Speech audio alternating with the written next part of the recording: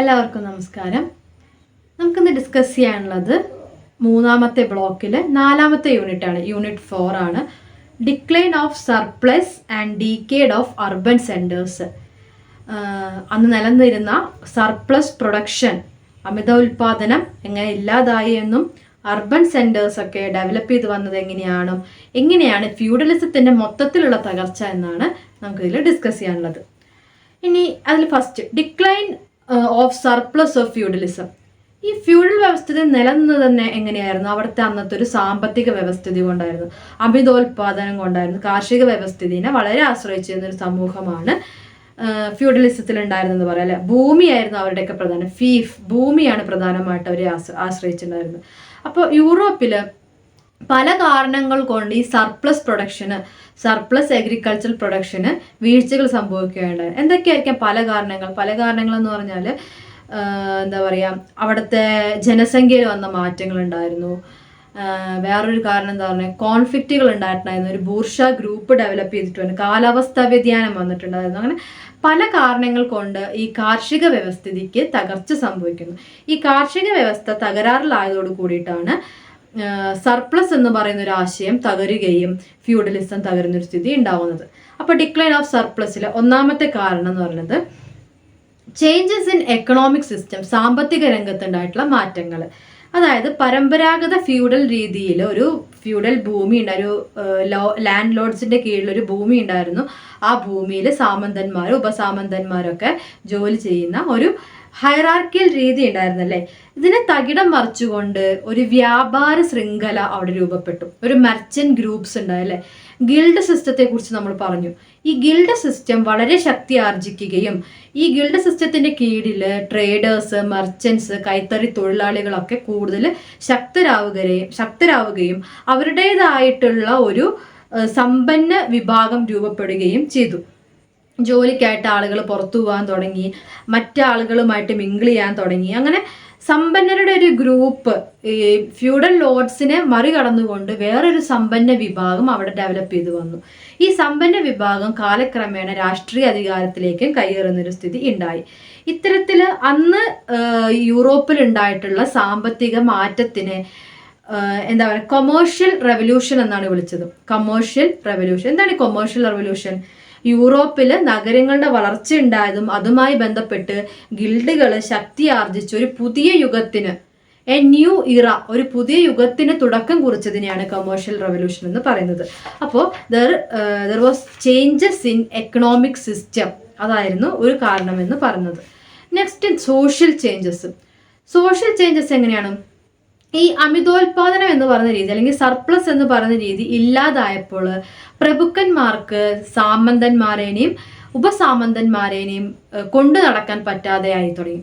The were not able to ഈ സാമന്തന്മാരെ വാസൽസ് and ഇൻഫ്യൂഡേഷൻ എന്ന് പറയുന്ന ഈ പ്രോസസ്സ് മുന്നോട്ട് കൊണ്ടുപോകാൻ they were not able to control this vessels. ഈ വാസൽസിനെ കൺട്രോൾ ചെയ്ത് കൊണ്ടുപോകാൻ അവർക്ക് സാധിക്കാതെയായി. അപ്പം അങ്ങനെ ഒരു എക്കണോമിക്കൽ സോഷ്യൽ മാറ്റം അവിടെ ഉണ്ടായി. ദെൻ മറ്റൊരു മാറ്റം എന്ന് പറഞ്ഞാൽ കർഷകർ കൂടുതൽ ഡിമാൻഡ് ചെയ്യാൻ തുടങ്ങി. Peasants or serfs demand more rights. അവർ കൂടുതൽ അവകാശങ്ങൾ ചോദിക്കുന്ന ഒരു സ്ഥിതി ഉണ്ടായി. അപ്പം അതൊരു പ്രശ്നമായിട്ട് വരാം. Then guild system become more and more stronger. ഈ ഒരു ഓർഗനൈസേഷൻ എന്ന് പറയുന്നത്, ഗിൽഡ് ഓർഗനൈസേഷൻ എന്ന് പറയുന്നത് കൂടുതൽ സ്ട്രോങ് ആവുകയും this guild system later turned to a bourgeois social setup.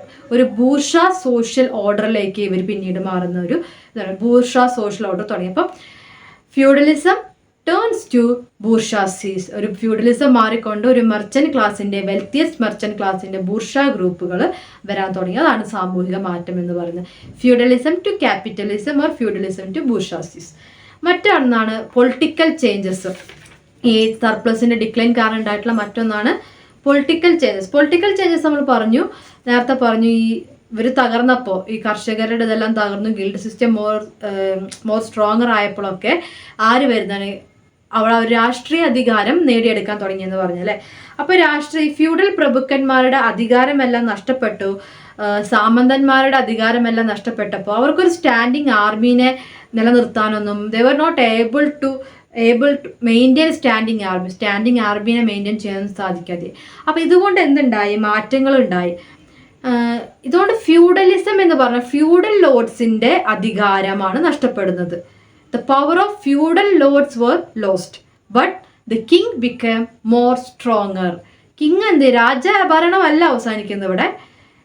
Feudal ലോഡ്സിന്റെ അധികാരം അവരുടെ സാമന്തന്മാരുടെ അധികാരവുമാണ് നഷ്ടപ്പെട്ടത്. ദ കിങ് എന്താവണം, king become more stronger, more independent and was more able to rule. അതായത് കൂടുതൽ സ്വതന്ത്രമായിട്ട് ഇൻഡിപെൻഡന്റ് ആയിട്ട് അവർക്ക് രാജാവിന് ഭരിക്കാനുള്ള അവസരം കിട്ടുകയും ചെയ്തു. അപ്പോൾ അതാണ് ഒരു പൊളിറ്റിക്കൽ ചേഞ്ച് എന്ന് പറയുന്നത്. ദെൻ ബൂർഷാസി എന്ന് പറയുന്നത് ക്വസ്റ്റ്യൻ ദി ഫ്യൂഡൽ ലോഡ്സിൻ്റെ അല്ലെങ്കിൽ ഫ്യൂഡൽ സോഷ്യൽ ഓർഡറിനെ ചോദ്യം ചെയ്തുകൊണ്ടാണ് ബൂർഷാസീസ് വരുന്നത്.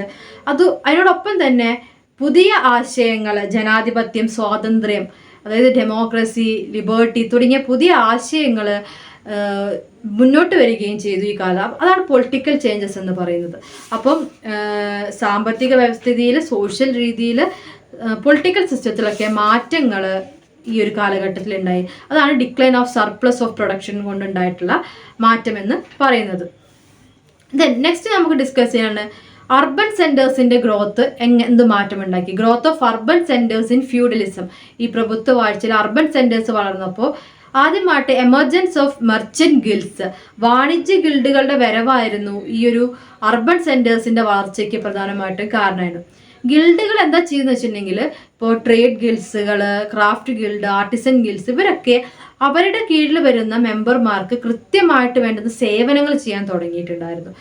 അതുപോലെ തന്നെ സാധനങ്ങളുടെ quantity and quality of products ഇത് കൃത്യമായിട്ട് വിലയിരുത്തി പോന്നിട്ടുണ്ടായിരുന്നു. ദെൻ മെമ്പർമാർക്ക് വേണ്ടുന്ന എല്ലാ സൗകര്യങ്ങളും ഇവർ ചെയ്തു കൊടുത്തിട്ടുണ്ടായിരുന്നു. അപ്പോൾ പ്രൊഡക്ട്സ് ബൈയിങ് ആൻഡ് സെല്ലിങ്, വിൽക്കുന്നതിനും വാങ്ങുന്നതിനും നിയന്ത്രണങ്ങൾ ഏർപ്പെടുത്തിയിട്ടുണ്ടായിരുന്നു. There were regulations on buying and selling of പ്രൊഡക്ട്സിന്റെ വ്യാപാരത്തിന് നിയന്ത്രണങ്ങൾ ഉണ്ടായിരുന്നു. ദെൻ അങ്ങനെ അവർക്ക് രാഷ്ട്രീയ അധികാരം, നഗരങ്ങളിൽ മെർച്ചന്റ് ഗ്രൂപ്പ്സിന്റെ ഇടയ്ക്ക് രാഷ്ട്രീയ അധികാരം കൂടി വരികയാണ് ഉണ്ടായത്. അങ്ങനെയാണ് മെർച്ചന്റ് ഗിൽഡ്സിന്റെ ഒരു എമർജൻസ്, ഒരു അർബൻ സെന്റേഴ്സ് ഡെവലപ്പ് ചെയ്യാൻ കാരണമായത്. ദെൻ നെക്സ്റ്റ് ഒരു പോയിന്റ് ആണ് development of new forms of learning. വിദ്യാഭ്യാസം, സാംസ്കാരികപരമായിട്ടുള്ള മാറ്റങ്ങൾ ഇവർക്ക് ഉണ്ടായി തുടങ്ങിയിട്ടുള്ളത്. ചർച്ച് ബേസ്ഡ് എഡ്യൂക്കേഷനിൽ നിന്ന് മാറിയിട്ട് കൂടുതൽ സയന്റിസ്റ്റുകളും ഫിലോസഫേഴ്സും തത്വചിന്തകരും ശാസ്ത്രജ്ഞന്മാരും ഈ സമയത്ത് ഡെവലപ്പ് ചെയ്യുകയും അവർ കൂടുതൽ കാര്യങ്ങൾ കണ്ടെത്തുകയും ചെയ്തൊരു കാലഘട്ടമായിരുന്നു 15th സെഞ്ചുറിയുടെ ഒരു സമയം എന്ന് പറയുന്നത്. ഇവരെന്നെ കൂടുതൽ ആക്സെപ്റ്റ് ചെയ്യാൻ തുടങ്ങുകയാണ്. Accept scientist and philosophers, European society, അങ്ങനെ ഒരു മാറ്റം വരികയാണ്. അപ്പോൾ ഒരു ന്യൂ ഫോം ഓഫ് ലേണിംഗ്, പഠനത്തിന്റെ ഒരു പുതിയ ശൃംഖല അവിടെ തുടങ്ങുന്നുണ്ടായിരുന്നു. Then a strong legal system was there. ഒരു സ്ട്രോങ് ലീഗൽ സിസ്റ്റം വന്നു തുടങ്ങി. വിവിധ പ്രവർത്തികളെ നിയന്ത്രിക്കാനായിട്ട് ഒരു നിയമ code of conduct, legal law, അങ്ങനെ ഒരു ലോ എന്ന് പറയുന്ന ഒരു സംവിധാനം അവിടെ വന്നു. അപ്പൊ ഇത്തരത്തിൽ പല കാരണങ്ങൾ കൊണ്ട് നഗര കേന്ദ്രങ്ങൾ ഗിൽഡുകളുടെ നേതൃത്വത്തിൽ ശക്തി ആർജിക്കുന്ന ഒരു സ്ഥിതി ഉണ്ടായി. ഫ്യൂഡൽ പ്രഭുക്കന്മാരുടെ ഭരണത്തിന്റെ പോരായ്മകൾ ബൂർഷാസികൾ ചോദ്യം ചെയ്യുകയും അവർ ഈ വ്യവസ്ഥിതി ഇല്ലാതാക്കാൻ വേണ്ടിയിട്ട് പരിശ്രമിക്കുകയും ബൂർഷാ സംവിധാനം കൂടുതൽ ശക്തി ആർജിക്കുകയും ചെയ്തതാണ് പ്രധാനമായിട്ടും ഈ ഒരു കാലഘട്ടത്തിന്റെ അവസാനത്തിൽ ഉണ്ടാവുന്നത്. അതായത് ഈ അർബൻ സെന്റേഴ്സിന്റെ വളർച്ചയോട് കൂടിയിട്ട് ഫ്യൂഡലിസത്തിന്റെ തകർച്ചയ്ക്ക് കാരണമാകുന്നത്. അത്തരത്തില് ഫ്യൂഡലിസം എന്ന് പറയുന്നത് ക്യാപിറ്റലിസത്തിലേക്ക് വഴിതെളിക്കുകയാണ് ചെയ്യുന്നത്. ഫ്യൂഡലിസം ടേൺസ് ടു ക്യാപിറ്റലിസം, അങ്ങനെ ഒരു മാറ്റമാണ് ഉണ്ടായത്. ഇനി ഈ ഫ്യൂഡലിസം ക്യാപിറ്റലിസത്തിലേക്ക് വഴിമാറിയ രീതി നമ്മൾ ഡിസ്കസ് ചെയ്ത് വന്നല്ലേ. പല കാരണങ്ങൾ കൊണ്ട് പറഞ്ഞു. ആദ്യം പറഞ്ഞു സർപ്ലസ് പ്രൊഡക്ഷൻ്റെ ഡിക്ലൈൻ ഫ്യൂഡലിസത്തിനെ ബാധിച്ചിട്ടുണ്ട് പറഞ്ഞു.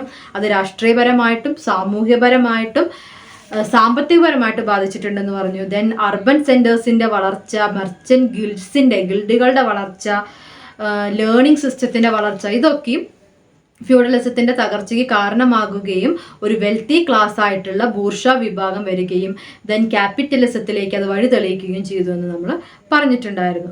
ഇനി ഈ ഒരു വ്യവസ്ഥിതി മാറ്റം, ഫ്യൂഡലിസം ടു ക്യാപിറ്റലിസം എന്ന് പറയുന്ന ഈ സോഷ്യൽ ചേഞ്ചിനെ പറ്റി ഒരുപാട് ഡിബേറ്റ്സ് ഉണ്ട്, തർക്കങ്ങൾ സ്കോളേഴ്സിൻ്റെയും ഹിസ്റ്റോറിയൻസിൻ്റെയും ഇടയിൽ നടക്കുന്നുണ്ട്. വിവിധ ചിന്തകരുടെ ഇടയ്ക്ക് ഒരുപാട് തർക്കങ്ങൾ നടക്കുന്നുണ്ട്. അതിൽ ചിലതൊക്കെ നമുക്കൊന്ന് ഡിസ്കസ് ചെയ്യാം. ആദ്യമായിട്ട് മൗറീസ് ദോബും അതുപോലെ തന്നെ റോഡ്നി ഹിൽട്ടൺ എന്ന് പറഞ്ഞ 2 വ്യക്തികളുടെ അഭിപ്രായത്തിൽ ഈ ഫ്യൂഡൽ പ്രഭുക്കന്മാരും കർഷകരും തമ്മിൽ നിരന്തരമായിട്ട് തർക്കങ്ങൾ ഉണ്ടായതിനെ തുടർന്നാണ് ഫ്യൂഡലിസം തകർന്നതെന്നാണ് പറയുന്നത്. അതായത് കർഷകർ അവരുടെ അവകാശങ്ങൾക്കായിട്ട് ഫ്യൂഡൽ ലോർഡ്സിനെ സമീപിക്കുകയും അത് ഒരു കർഷക പോരാട്ടങ്ങൾ ഉണ്ടായതിൻ്റെ ഭാഗമായിട്ടാണ് ഈ ഒരു വ്യവസ്ഥ തകർന്നതെന്നാണ് പറയുന്നത്. ദോബിൻ്റെ ഈ ഒരു തിയറിനെ അറിയപ്പെടുന്നത് ഇന്നർ കോൺട്രാഡിക്ഷൻ മോഡൽ എന്നാണ്. എന്താണ് ഇന്നർ കോൺട്രാഡിക്ഷൻ മോഡൽ എന്നാണ് അറിയപ്പെടുന്നത്. ഓക്കെ, നെക്സ്റ്റ് ഒരു സ്കോളറാണ്, ചിന്തകനാണ് പോൾ സ്വീസി. പോൾ സ്വീസിയുടെ അഭിപ്രായത്തിൽ, അദ്ദേഹം ഒരു മാർക്സിസ്റ്റ് സ്കോളറാണ്. അദ്ദേഹത്തിൻ്റെ ദോബിൻ്റെ തിയറീനെ, ഇന്നർ കോൺട്രാഡിക്ഷൻ തിയറീനെ എതിർത്തുകൊണ്ടാണ് പോൾ സ്വീസി വന്നത്. അദ്ദേഹം പറഞ്ഞത്, പോൾ സ്വീസിയുടെ അഭിപ്രായത്തിൽ വാണിജ്യവും വ്യാപാര കേന്ദ്രങ്ങളുടെ വളർച്ചയുമാണ് ഫ്യൂഡലിസം തകരുകയും ക്യാപിറ്റലിസത്തിന് തുടക്കം കുറിക്കുകയും ചെയ്തതെന്നാണ് പറയുന്നത്. ഓക്കെ, ദെൻ നെക്സ്റ്റ് ഒരു സ്കോളറാണ് ഇ ജെ ഹോബ്സ്വാൻ. ആരാണ്? E J Hobsbawm. E J ഹോബ്സ്വാന്റെ അഭിപ്രായത്തിൽ സാമ്പത്തിക രംഗം ഒരുപാട് മാറ്റങ്ങൾക്ക് കാരണമായിട്ടുണ്ട്. അത് യൂറോപ്പിൽ മാത്രമല്ല, ലോകത്ത് പലയിടത്തും സാമ്പത്തിക രംഗത്ത് എക്കണോമിക് സിസ്റ്റത്തിന് ചേഞ്ചസ് വന്നിട്ടുണ്ടായിരുന്നു ആ ഒരു കാലഘട്ടത്തിൽ. അപ്പോൾ വേൾഡ് വൈഡ് ട്രാൻസിഷൻ ഓഫ് എക്കോണമിയുടെ വേൾഡ് വൈഡ് ട്രാൻസിഷനാണ് നമ്മുടെ യൂറോപ്പിൽ സംഭവിച്ചതെന്നാണ് അദ്ദേഹം പറയുന്നത്. അതുകൊണ്ടുള്ള മാറ്റങ്ങളാണ് യൂറോപ്പിൽ ഉണ്ടായതെന്നാണ് പറയുന്നത്. പിന്നെ ഇ ജെ ഹോബ്സ്വാൻ ഇതിൻ്റെ കൂടെ കൂട്ടിച്ചേർത്തൊരു കാര്യമുണ്ട്. ഈ ഒരു ക്യാപിറ്റലിസത്തിൻ്റെ, യൂറോപ്പിലെ ക്യാപിറ്റലിസം അഥവാ യൂറോപ്യൻ ക്യാപിറ്റലിസത്തിൻ്റെ തുടക്കത്തോട് കൂടിയിട്ട് ലോകത്ത് സംഭവിച്ചിട്ടുള്ള പ്രധാനപ്പെട്ട ഒരു മാറ്റം എന്ന് പറയുന്നത് ലോകം 2ആയിട്ട് വിഭജിക്കപ്പെട്ടു എന്നുള്ളതാണ്. എന്താണ് 2ആയിട്ട് വിഭജിക്കപ്പെട്ടത്?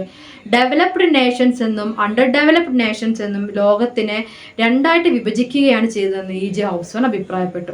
വികസിത രാജ്യങ്ങളും വികസ്വര രാജ്യങ്ങളും, അങ്ങനെ ഒരു തരംതിരിവ് വന്നു എന്ന് ഇ ജെ ഹോബ്സ്വാൻ അവകാശപ്പെടുന്നുണ്ട്. ദെൻ നെക്സ്റ്റ് ഒരു സ്കോളറാണ് റോബർട്ട് ബ്രണ്ണർ പറഞ്ഞത് കർഷക വിഭാഗങ്ങളുടെ കലഹങ്ങളും പോരാട്ടവുമാണ് ഫ്യൂഡലിസത്തിന് തകർച്ചയ്ക്ക് കാരണമായത് എന്നാണ്.